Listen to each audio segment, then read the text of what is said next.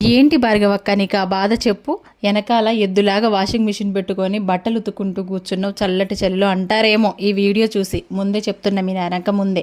ఎందుకంటే వాషింగ్ మిషన్లో వేయడం వల్ల ఎన్ని రకాల నష్టాలు ఉన్నాయో అన్నిటినీ తెలుసుకున్నా కాబట్టి వీలైనంత వరకు బట్టలు ఉతకటమే అలవాటు చేసుకుంటున్నా మళ్ళీ నేను.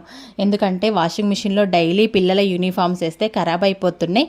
ఇంకొకటి మురికి అనేది పోవట్లేదు. జస్ట్ వాషింగ్ మిషన్లో నేను వేసుకునే బట్టలు తప్ప ఇంకా పిల్లలే కానీ బావ బయట వేసుకొని బయటికి వెళ్ళి వచ్చిన తర్వాత ఉంటే బట్టలు కానీ కొంచెం మురికైన బట్టలు వేస్తే మాత్రం అస్సలు మురికి వదలట్లేదు. ఇంకా వాటర్ కూడా ఎక్స్ట్రా పడుతున్నాయి, ఇంకా కరెంటు బిల్లు కూడా ఎక్స్ట్రా వస్తుంది. ఈ బాధలన్నీ అవసరమా అని చెప్పేసి ఇంకా కొంచెం ఓపిక చేసుకొని నేనే బట్టలన్నీ చాలా నీట్గా ఉతికేసుకుంటున్నాను అనమాట. ఇదన్నమాట సంగతి. అయితే వాషింగ్ మిషన్ ఎప్పుడు యూజ్ చేస్తా అంటే నాకు టైం తీరనప్పుడు, నాకు వీలు పడినప్పుడు, నాకు ఎక్కువగా పని ఉన్నప్పుడు మాత్రం వాషింగ్ మిషన్ యూజ్ చేసుకుంటున్నా.